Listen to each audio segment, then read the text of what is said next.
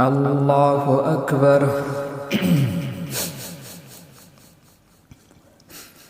الحمد لله رب العالمين الرحمن الرحيم مالك يوم الدين إياك نعبد وإياك نستعين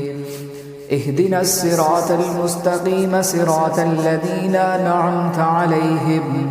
غير المغضوب عليهم ولا الضالين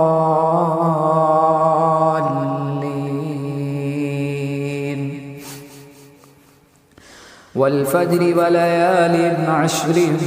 والشفع والوتر والليل إذا يسر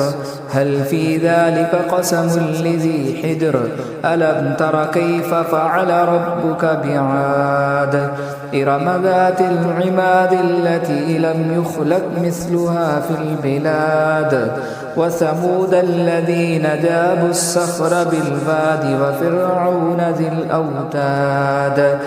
الذين طغوا في البلاد فأكثروا فيها الفساد فصب عليهم ربك صوت عذاب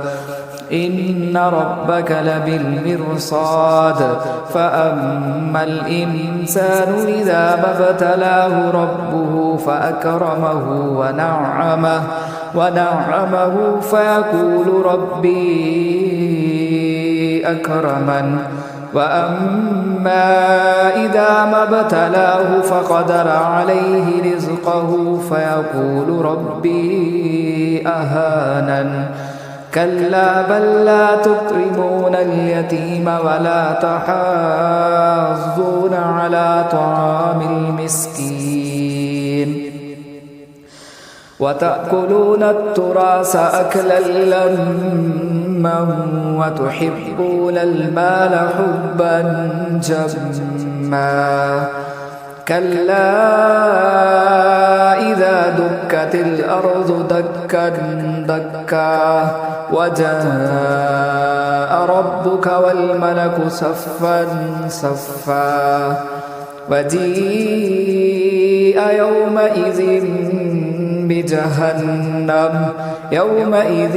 يتذكر الإنسان وأنى له الذكرى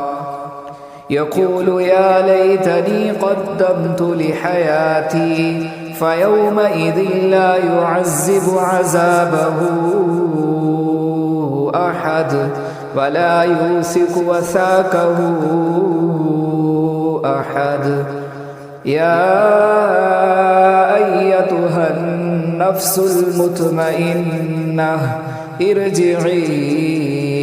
إلى ربك راضية مرضية فادخلي في عبادي وادخلي جنتي. الله أكبر.